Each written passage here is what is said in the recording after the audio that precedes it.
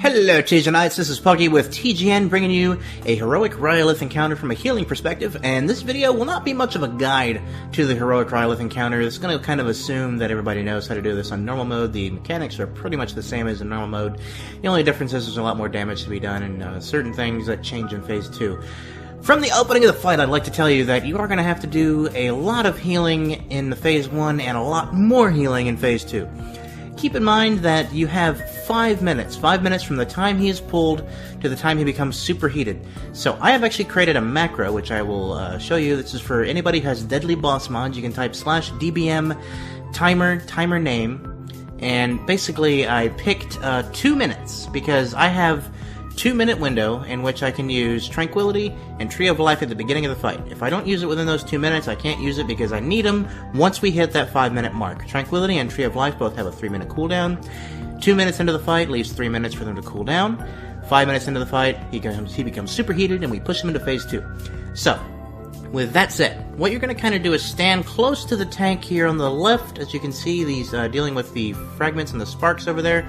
And you're going to kind of stay also close to the middle. So you're going to be moving back and forth between the middle of the room and the corner of the room over there near the tank. So you make sure you can reach him. He does kind of get far away sometimes, and you kind of can really easily get turned around in here.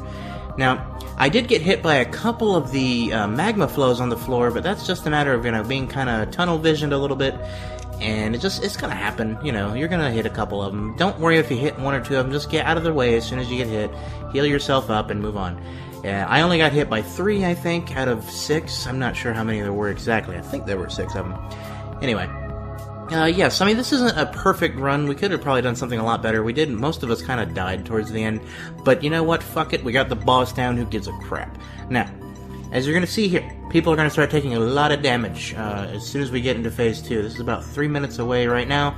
We're not really dealing with these ads that go towards him, the little ooze ads there on the right. You can see they actually add another stack back to him, but that's not a big deal. His obsidian armor, it's not really going to be a huge deal based on those one single stacks in the end, because we're actually keeping up pretty good with the volcanoes.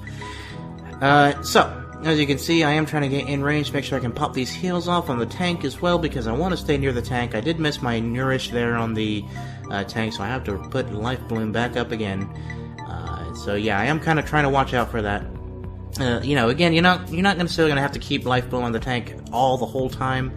It does help the other healers, though, especially the tank healers if you do that. And it does help as well to keep nourishing the tank or throwing a rejuvenation up if necessary. And continuing, I'm going to get hit by another magma flow? No, do I get hit by this one? I don't remember. It doesn't matter. Anyway, so yeah, if you want to see another strategy on this boss from a more direct strategy, I do recommend Learn to Raid, or also you can check out some of our other guides on this channel. But for the most part, I think Learn to Raid is going to be your best bet to learn more in detail about the different mechanics of this fight. And as you can see there, you're going to want to avoid that spark. That's why the tank goes to the edge of the room there, to keep those sparks out of the range as well as the melee. He doesn't want it near taking all of that damage. The tank's going to be absorbing all of that damage for us. Now, we are going to be doing a lot of AoE heals in here. As you can see, I am currently at the top. I'm doing a lot of healing. This is a very intense healing fight. I have everything macroed up pretty good after this last couple days. I've been kind of getting used to my new macros to make sure everything's good and Bartender is working correctly. It is not easy to do. Now, if you do want to watch a video of this where they're actually calling out left leg and right leg, if you are interested in that, I will upload a version of this to Poggy TGN. That's youtube.com/Poggy TGN. Be sure to go there and check it out and subscribe if you enjoy those videos as well. Now, again, like I said, I'm going to be uploading it without my commentary onto that channel, to where you can just hear the vent calls, basically for left leg and right leg. Now, what they're doing is turning him left and right in order to stomp the volcanoes out, which does damage to him and also prevents us from getting too much damage taken when magma flow hits. Because sometimes you are just going to get hit by it. It is kind of hard to tell where it is sometimes, especially because my graphics are turned down. I do intend to get a graphics card in the next couple of days, however. Now, we are approaching Phase 2 here any second now, so I think it's within right about now-ish, pretty much. Yeah, next superheated in 28 seconds, yeah. So my cooldowns are ready. I have my Tree of Life and my Tranquility up. We are going to want to save them for this Phase 2. Do not use them if you are a Druid. If you are any other, I don't know what the cooldown times are for every class.